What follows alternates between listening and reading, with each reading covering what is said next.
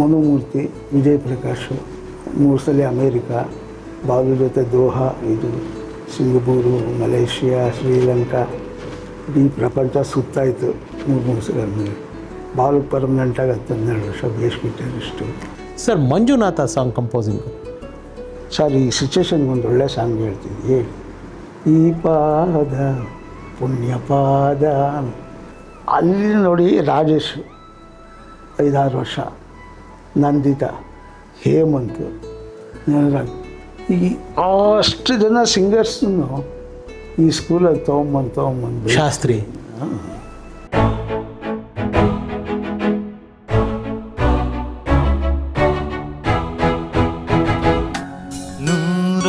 ನೂರೊಂದು ನೆನಪು. ಅದೇ ಫಸ್ಟ್ ಸಾಂಗ್ ಹೇಳಿದಿಲ್ಲ ಸಿಚುವೇಶನ್. ಇದು ಸುಮ್ಮನೆ ಹಂಗೆ ಸಾಹಿತ್ಯ ಸಮೇತ 7 ಶಿವ, ಸೂಪರ್ ಸಾಂಗ್.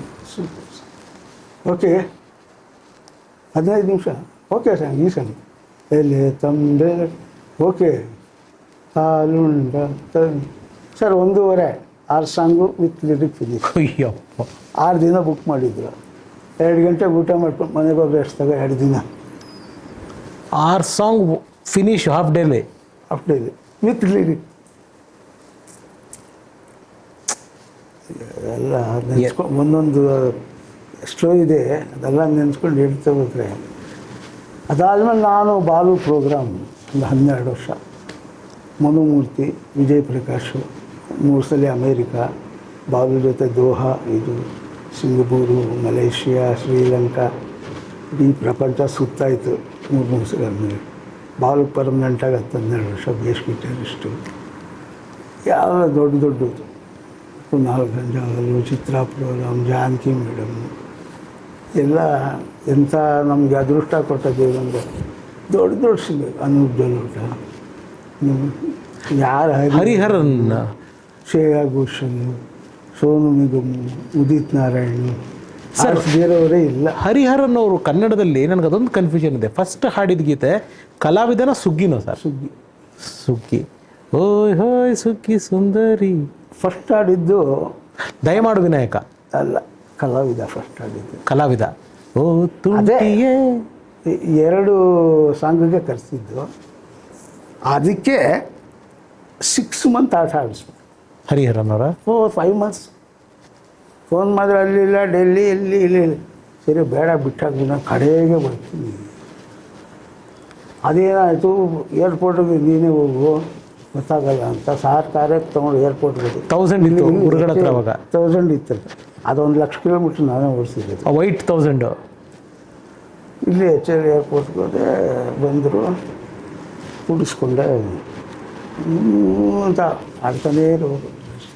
ಬಂದರು, ಸಾರ್ ಮೀಟ್ ಮಾಡಿ ಎಲ್ಲ ಮಾಡಿ. ಇಲ್ಲಿ ಸರ್ ರೆಕಾರ್ಡಿಂಗು ಪ್ರಸಾದ್ ಆಯಿತು. ಸಾಂಗು ಸಾಹಿತ್ಯ ಕೊಟ್ಟೆ, ಸಾಂಗ್ ಕೇಳಿಸ್ದೆ. ಓಕೆ 94 ಚೆನ್ನಾಗಿತ್ತು. ಫಸ್ಟ್ ಈ ರಾಗದಲ್ಲಿ ಏನಿದೆ, ರಾಗ ಪ್ರಾಕ್ಟೀಸ್ ಮಾಡ್ತೀನಿ. ಹಾರ್ಮೋನಿಯಂ ಉಟ್ಕೊಂಡು ಕೂತ್ಕೊಂಡು ನಾನು ಸರ್ ಕೂತಿದ್ವಿ. 1 ಆಯಿತು, 1:30 ಆಯಿತು. ಟೇಕೆ ಆಗ್ತಾಯಿಲ್ಲ, ಒಳಗೆ ಹೋಗ್ತಾಯಿಲ್ಲ. ಈ ಹಾಡು ಹೇಗೆ ಬರ್ತಾಯಿಲ್ಲ. ಬ್ರೇಕು ತಿಂದಾಯ್ತು. ತಿರ್ಗಾ 5 ಗಂಟೆ ತನಕ ಅದೇ ರಾಗದಲ್ಲಿ ಏನೇನು. ಆಮೇಲೆ 6 ಗಂಟೆಗೆ ಅಲ್ಲಿ ಗಂಟೆಗೆ 1000 ರೂಪಾಯಿ, 10,000 ರೂಪಾಯಿ ಸ್ಟುಡಿಯೋಗೆ ಹೋಗುತ್ತೆ. ಬಂದು ಒಂದು 2 ಅವರ್ಸಲ್ಲಿ ಆಡ್ಬಿಟ್ಟು ಹೊಟ್ಟೋಗ್ತಾರೆ ಅಂದ್ಕೊಂಡು ಫುಲ್ ಡೇ ತೊಗೊಂಡ್ರು ಒಂದು ಸಾಂಗ್. ನಿಮ್ಮ ಹಾಗೂ ಹಂಸಲೇಖ ಸರ್ ಅವರ ಜರ್ನಿನಲ್ಲಿ ನಾವು ಪಾಲ್ಗೊಂಡ್ರೆ ಎಷ್ಟೆಷ್ಟೋ ಒಬ್ಬ ಫ್ಯಾನ್ ಆಗಿ 100 ಹಾಡುಗಳನ್ನ ನನಗೆ ಹಾಡು ಕತೆ, ಹಾಡು ಹಿನ್ನೆಲೆ ಕೇಳಬೇಕು ಅನಿಸುತ್ತೆ. ಬಟ್ ಸಮಯ ನಮಗೆ ಅಷ್ಟಕ್ಕೂ ಇಲ್ಲದೆ ಇರೋದ್ರಿಂದ ಕೆಲವು ಆಯ್ದ ಹಾಡುಗಳ ಬಗ್ಗೆ ನಿಮ್ಮ ಹತ್ರ ಅದನ್ನು ಪ್ರಸ್ತಾಪ ಮಾಡ್ತೀನಿ. ಸರ್, ಮಂಜುನಾಥ ಸಾಂಗ್ ಕಂಪೋಸಿಂಗು ಅದು ಅದ್ಭುತವಾಗಿತ್ತು ಸರ್. ಹೈದ್ರಾಬಾದಲ್ಲಿ ಕಂಪೋಸಿಂಗು ತಿಳ್ಕೊಂಡಿದ್ವಿ. ಸಾಂಗ್ಸ್ ಅಲ್ಲೇ ರಾಘವೇಂದ್ರ ಅವರು ಡೈರೆಕ್ಟ್ರು. ಫಸ್ಟ್ ಹೈದ್ರಾಬಾದಲ್ಲಿ ಒಂದು ಕಂಪೋಸಿಂಗ್. ಅಲ್ಲಿ ಈಶ್ವರನ ತಳ್ಳಿ ಅವರು ಹೆಜ್ಜೆ ಇಟ್ಬಿಟ್ಟು ಇನ್ಮೇಲೆ ಬರಲ್ಲ ಅಂತ ಹೇಳೋವಾಗ ಸೀನ್ಗಳು ಅವ್ರದ್ದು ಬೇರೆ ಥರ ಐಡಿಯಾ ಇತ್ತು.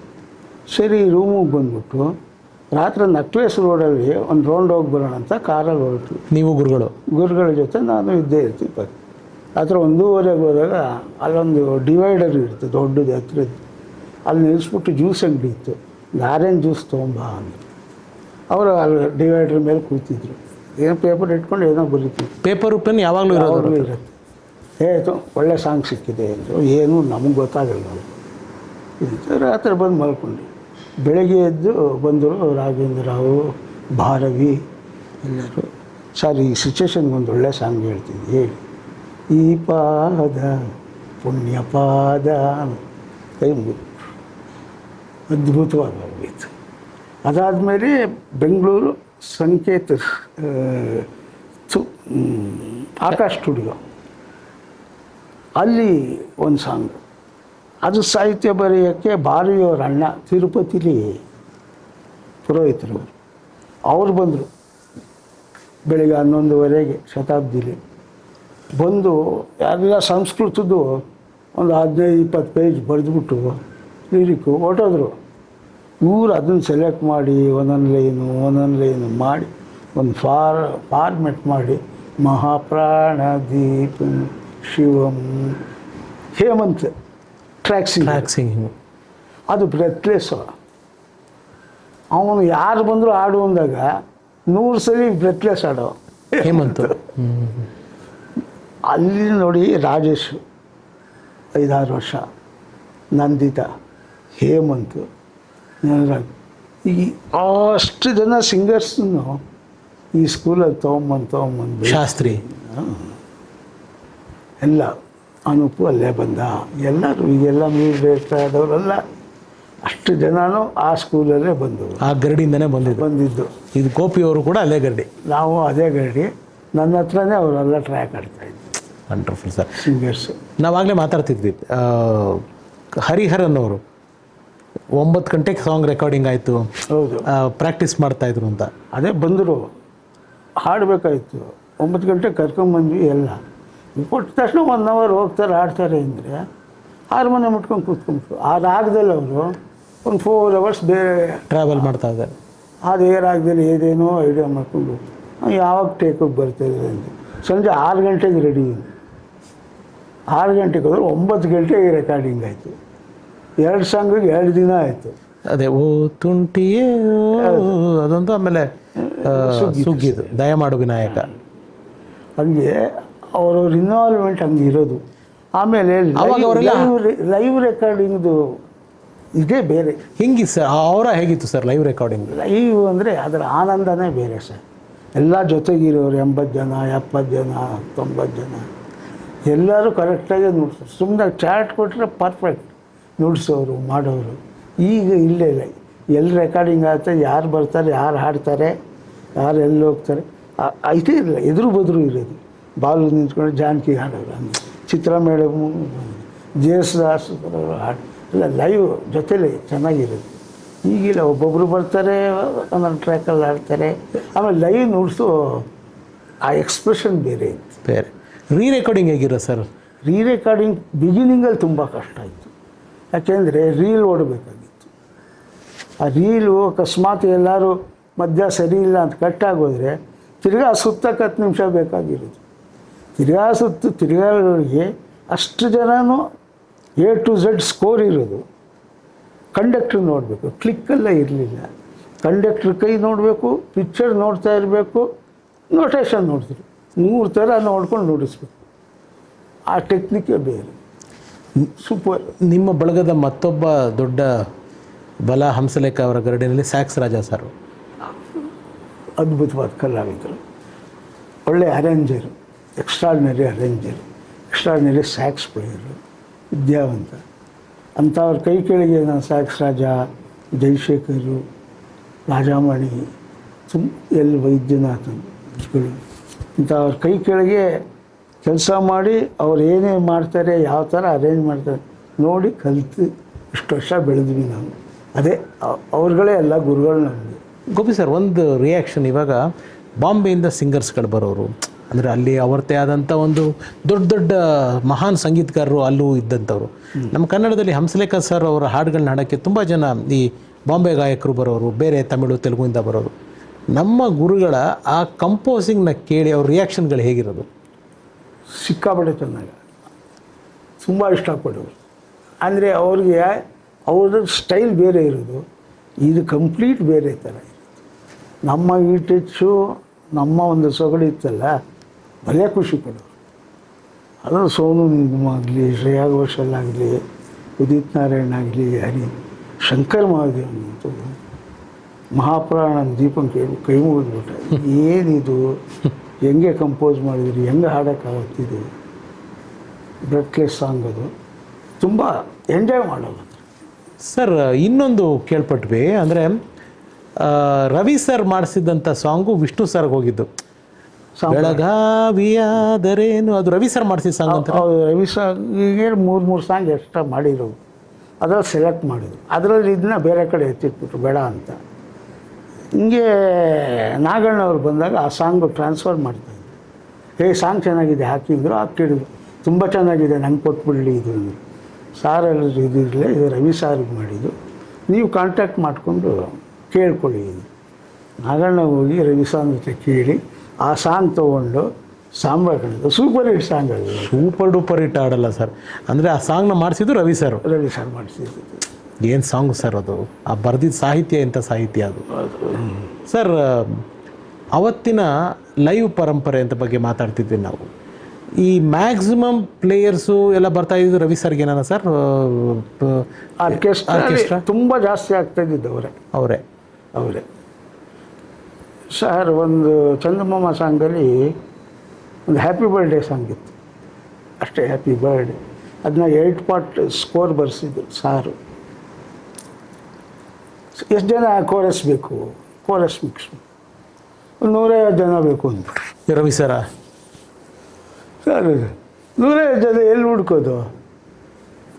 ಬ್ರಿಗೇಡ್ ರೋಡ್ಗೆ ಹೋಗಿ ನ್ಯಾನ್ಸಿ ಅಂತೆಲ್ಲ ಅಲ್ಲಿ ವೆಸ್ಟರ್ನ್ ಕಾರ್ ಸಿಂಗರ್ಸ್ ಇತ್ತು. ಹಾಂ, 150 ಜನ ಕರ್ಕೊಂಬಂದರು. ಇಲ್ಲಿ ಸರ್ ರೆಕಾರ್ಡಿಂಗು ಪ್ರಸಾದಲ್ಲಿ. ಅದರಲ್ಲಿ ಅವ್ರು ಮೇಡಮು ಇದ್ದರು, ಸ್ಯಾಕ್ಸ್ ರಾಜ ಕಂಡಕ್ಟಿಂಗು. 150 ಜನಕ್ಕೆ ಹೆಡ್ಫೋನಲ್ಲಿ ಕೊಡೋಕ್ಕಾಗತ್ತೆ ಬೆಕ್ಕಿಗೆ. ಕೈ ನೋಡಿಕೊಂಡು 8 ಪಾರ್ಟ್ ಆಡಿದ್ರು sir. 2 days, 1 day full rehearsal. ಎಲ್ಲ ಬಂದಿದ್ದು ಒಂದು 80 ಜನ ಮೇಲು, ಒಂದು 80 ಜನ 70 ಜನ ಫೀಮೇಲು ಎಲ್ಲ. ಒಬ್ಬೊಬ್ಬರು ಬಂದು ಅವ್ರು ಕೊಟ್ಟಿರೋ ಪಾರ್ಟ್ನ ಅಲ್ಲಿ ಇದ್ದಿದ್ದು ಕೀಬೋರ್ಡಲ್ಲಿ ಮೂಮೆಂಟ್ಸ್ ಕರೆಕ್ಟಾಗಿ ನುಡಿಸ್ಕೊಂಡು ಎಲ್ಲ ವೆಸ್ಟರ್ನ್ ಪ್ಲೇಯರ್ಸ್ ಪ್ರಾಕ್ಟೀಸ್ ಮಾಡ್ಕೊಂಡು ಹೊರಟೋದ್ರು. ನೆಕ್ಸ್ಟ್ ಡೇ ಬಂದು ಕರೆಕ್ಟಾಗಿ ಸರ್ ಇವಾಗ ಸಾಂಗ್ ಬರಲೇ ಇಲ್ಲ ಸರ್. ಇವಾಗ ಒಂದೊಂದು ಸಿನಿಮಾಗಳಲ್ಲಿ ಅವತ್ತಿಗೂ ಅಷ್ಟೇ ಇವತ್ತಿಗೂ ಅಷ್ಟೇ, ಅವತ್ತು ಇನ್ನೂ ಜಾಸ್ತಿ ಒಂದು ಬಜೆಟ್ ಕನ್ಸ್ಟೆನ್ಸ್ ಅಂತ ಇರೋದು. ಅಂದರೆ ಒಂದು ಸ್ಟುಡಿಯೋ ಬುಕ್ ಮಾಡಿಬಿಟ್ಟಾಗ ಇಷ್ಟು ಸಾಂಗ್ ಮುಗಿಸ್ಬೇಕು, ಒಂದು ಒಂದು ಒಂದು ಒಂದು ಪದ್ಧತಿ ಇತ್ತು. ರವಿ ಸರ್ದ್ರಲ್ಲಿ ಅವೆಲ್ಲ ಇರಲಿಲ್ವಾ ಸರ್? ಒಂದೇ ಸ್ಟುಡಿಯೋ ಬುಕ್ ಮಾಡಿದ್ದೀನಿ ಮುಗಿಸ್ಬೇಕು, ಏನು ಬೇಕೋ ಅದು ಬೇಕಷ್ಟೆ. ಅಲ್ಲಿ ಬಡ್ಜೆಟಲ್ಲಿ ಎಷ್ಟು ಜನ ಆಗಲಿ ಏನಾಗಲಿ ಹಂಗೆ ಇರಬೇಕಷ್ಟೆ. ಅಷ್ಟೇ ಇದ್ದಿದ್ದು. ಅದ್ಭುತವಾಗಿತ್ತು ಕೆಲಸ. ಆಗೆಲ್ಲ ಎಂಥ ಏನೋ ನಮ್ಮ ಯಾವುದೇ ಮುಖ್ಯ ನಾವು ಜೊತೆಲ್ಲ ಕೆಲಸ ಮಾಡೋ ಅವಕಾಶ ಭಗವಂತ ಕೊಟ್ಟ. ಇಷ್ಟೆಲ್ಲ ಕೆಲಸ ಮಾಡ್ತಿದ್ದ ಗೋಪಿ ಸರ್, ನೀವು ಸ್ವತಂತ್ರವಾಗಿ ಸಂಗೀತ ನಿರ್ದೇಶಕರಾಗ್ತೀರಾ? ನಾನು ಫಸ್ಟು ಮಾಡಿದ್ದು ಒಂದು ತುಳು ಪಿಕ್ಚರು, ಕೂಡ್ಲು ರಾಮಕೃಷ್ಣ ರಾತ್ರಿ ಪಗಲ್ ಅಂತ ಒಂದು ತುಳು ಪಿಕ್ಚರ್ ಮಾಡಿದ್ರು. ಅದಾಯ್ತು. ಅದಾದಮೇಲೆ ಅವರು ಉದ್ಭವ ಅಂತ ಒಂದು ಪಿಕ್ಚರ್, ಅನಂತನಾಗ್ ಸಾರ್ದು. ಅದರಲ್ಲಿ ಇದ್ದಿದ್ದೇ 4 ಸಾಂಗು, ಬಟ್ ಪಿಕ್ಚರಲ್ಲಿ ಹಾಕ್ಕೊಂಡಿದ್ದು 3 ಸಾಂಗು. ಸ್ಟೇಟ್ ಅವಾರ್ಡು ಬಂತು ಪಿಕ್ಚರ್ಗೆ, ಎಲ್ಲ ಆಯಿತು. ಅದಾದಮೇಲೆ ನಾನು ಮುಸುರಿ ಕೃಷ್ಣಮೂರ್ತಿ ಮಕ್ಕಳದ್ದು ಒಂದು 5-6 ಪಿಕ್ಚರ್ ಮಾಡಿದೆ. ಅಮ್ಮ, ನಾಗಮ್ಮ, ಅವ್ರದ್ದು ಸೀರೀಸ್ ಏನಿತ್ತು ಅಷ್ಟು. ಒಂದು ಸಾಂಗ್ ನೀವೇನ ಸರ್ ಮಾಡಿದ್ದು? Oh master, gym master, thriller, correct, body builder, ಜಿಂಗಾಲ ಜಿಲ್, ಹಂಸಲೇಖ ಸರ್ ಏನೋ ಬರ್ತಿದ್ದು ಅಂತ ಕಾಣ್ತದೆ. ಹೌದು ಲಿರಿಕ್ಸು. ಹೌದು. ಇದು ಪ್ರಚಂಡ ರಾವಣ ಮಾಡಿದ್ದು ದೇವರಾಜ್ ಸರ್ದು. ಸಾರಿಗೆ ಹೋಗಿದ್ದು, ಸಾರೇ ಕೊಟ್ಟಿದ್ದು ನನಗೆ. ನೀವು ಮಾಡೋದು ಎಲ್ಲ ಕಂದ ಪದ್ಯಗಳಿದೆ, ಸಾಂಗು ರೆಕಾರ್ಡಿಂಗು ತುಂಬ ಕಷ್ಟ ಇದೆ. ಆಮೇಲೆ ಕಸ್ತೂರಿ ನಿವಾಸ DTS ಮಾಡಿದೆ. ರಿವರ್ಷನ್ ತುಂಬ ಕಷ್ಟಪಟ್ಬಿಟ್ಟು 3 ತಿಂಗಳಾಯ್ತು. ಮಾಡೋದಿದೆಲ್ಲ ಕೇಳಿಕೊಂಡು ತುಂಬ ಕಷ್ಟ. ಅದ್ಭುತವಾದ ಸಾಂಗ್ಸ್, ಅದ್ಭುತವಾದ ಮ್ಯೂಸಿಕ್ಕು, ಎಕ್ಸ್ಟ್ರಾರ್ಡಿನರಿ ರೆಕಾರ್ಡಿಂಗು. ಅಣ್ಣ ಅವ್ರದ್ದು ಕಲರಲ್ಲಿ ನೀವೊಂದು ಸ್ಕೋರ್ ಬರೆದು ತಿರ್ಗಾ ಅದ್ರ ಮೇಲೆ ನುಡಿಸ್ಬೇಕು. ತುಂಬ ಕಷ್ಟವಾದ ಕೆಲಸ ಅದು. ಒಪ್ಕೊಂಡ್ಬಿಟ್ಟೆ, ಆಮೇಲೆ ಎಷ್ಟು ಕಷ್ಟ ಅಂತ ಗೊತ್ತಾಯಿತು. ತುಂಬ ಅದ್ಭುತವಾಗಿ ಬಂತು. ಅಂದರೆ ಕ್ರಿಯೇಷನ್ಗಿಂತ ರೀಕ್ರಿಯೇಟ್ ಮಾಡೋದು ತುಂಬ ಕಷ್ಟ. ತುಂಬ ಕಷ್ಟ. ಆದಮೇಲೆ ಪೊಲೀಸ್ ಸ್ಟೋರಿ ಅದು ಇದು ಆಯ್ತು. ಇನ್ನು ಒಂದು 5-6 ಪಿಕ್ಚರ್ ಮಾಡಿದೆ, ಅವಾರ್ಡು. ಒಂದು ಪಿಕ್ಚರ್ಗೆ ಸ್ಟೇಟ್ ಅವಾರ್ಡ್ ನಂಗೆ ಅನುರಾಧ ಭಟ್ ನಾಡಿಸಿದ್ದೆ. ಅವಳಿಗೆ ಕೊಡಬೇಕು, ಇಬ್ಬರಿಗೆ ಕೊಡೋಕ್ಕಾಗಲು. ನೀವು ಡಿಸೈಡ್ ಮಾಡಿದ್ದೆ. ಅನುರಾಧ ಭಟ್ಗೆ ಬಂತು ಪಿಕ್ಚರ್ಗೆ. ಫಸ್ಟ್ ಸ್ಟೇಟ್ ಅವಾರ್ಡು ನನ್ನ ಮ್ಯೂಸಿಕಲ್ಲೇ ಬಂದಿದ್ದು ಅವಳಿಗೆ. ಯಾವ ಪಿಕ್ಚರು ಸರ್? ಹೇಳ್ತೀನಿ ಅದು. ಎಷ್ಟು ಪಿಕ್ಚರ್ ಮಾಡಿದ್ದೀರಾ ಸರ್ ಒಟ್ಟು ಮ್ಯೂಸಿಕ್? ಒಂದು 22-23 ಪಿಕ್ಚರ್. 22 ಎಲ್ಲ ಸಣ್ಣ ದೊಡ್ಡದು ಹೆಸರು ಬರುವಂಥ ಪಿಕ್ಚರ್. ಯಾಕೆ ಗೋಪಿ ಸರ್ ಆ ಕಡೆ ಕಾನ್ಸಂಟ್ರೇಟ್ ಮಾಡಿಲ್ಲ, ಅಂದರೆ ಬಿಗ್ ಬಜೆಟ್ ಫಿಲ್ಮ್ಸ್ ಕಡೆಗೆ? ಎಲ್ಲ ಹೋಗು ಅಂತೇಳಿ ನನಗೆ ಕಪ್ಪು ಬಿಳುಪು ಶೂಟಿಂಗ್ ಪುಟ್ಟಣ್ಣ ಸರ್. ಪುಟ್ಟಣ್ಣಂದು ನಾವು ಇಲ್ಲಿನದ್ರಲ್ಲಿ. ಓ, ಅದಕ್ಕೆ ವಿಜಯ್ ಭಾಸ್ಕರ್ ಅವರು ಸರ್? ವಿಜಯ್ ಭಾಸ್ಕರ್ ಅಲ್ಲ, ಶೂಟಿಂಗಲ್ಲಿ ನಾನು. Shooting, okay. ಕಲ್ಪನಾ ಹಾಡು ಹೇಳ್ಕೊಂಡ್ಬಂದಾಗ ವಯಲಿನ್ ಗ್ರೂಪಲ್ಲಿ ನಾನು ಕೂತಿದ್ದೆ. ಓಹ್, ಪುಟ್ಟಣ್ಣವ್ರು ಹೇಳಿದ್ರು